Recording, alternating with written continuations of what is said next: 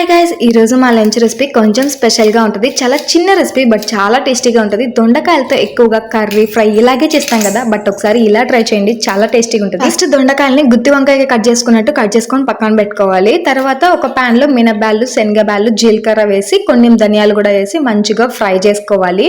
ఇవన్నీ ఫ్రై అయ్యాక కొద్దిసేపు పక్కన పెట్టి చల్లార్చుకోవాలి. తర్వాత అదే పాన్ లో కొంచెం ఆయిల్ వేసుకొని వెల్లుల్లిపాయలు, ఆనియన్స్ వేసి కొంచెం ఆనియన్స్ కలర్ మారేంత వరకు ఫ్రై చేసుకోవాలి. మన పప్పులన్నిటిని మంచిగా పొడిలాగా చేసుకున్నాక ఆనియన్స్, కొంచెం చింతపండు, కొద్దిగా సాల్ట్, ఇంకా స్పైసీ మీ టేస్ట్ కి తగ్గట్టు చేసుకొని ఇలా కోర్స్ గా గ్రైండ్ చేసుకోవాలి. అప్పుడే టేస్ట్ చాలా బాగుంటుంది. ఇప్పుడు అదే పాన్ లో కొంచెం ఆయిల్ వేసి మనం ఇందాక కట్ చేసి పెట్టుకున్న ఆ దొండకాయలన్నిటిని వేసి కొంచెం మీడియం ఫ్లేమ్ లో పెట్టి బాగా ఫ్రై అవ్వనివ్వాలి. అంటే దొండకాయలు మంచిగా మగ్గాలి.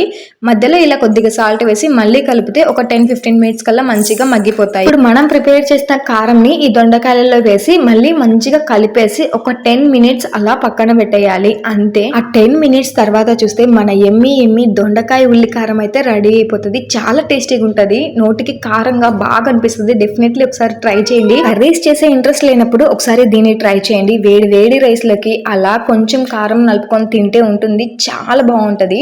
అభికి నచ్చదేమో అనుకున్నాను, చాలా బాగా నచ్చింది. వీడియో నచ్చిందా? అయితే లైక్ చేసి సబ్స్క్రైబ్ చేసుకోండి.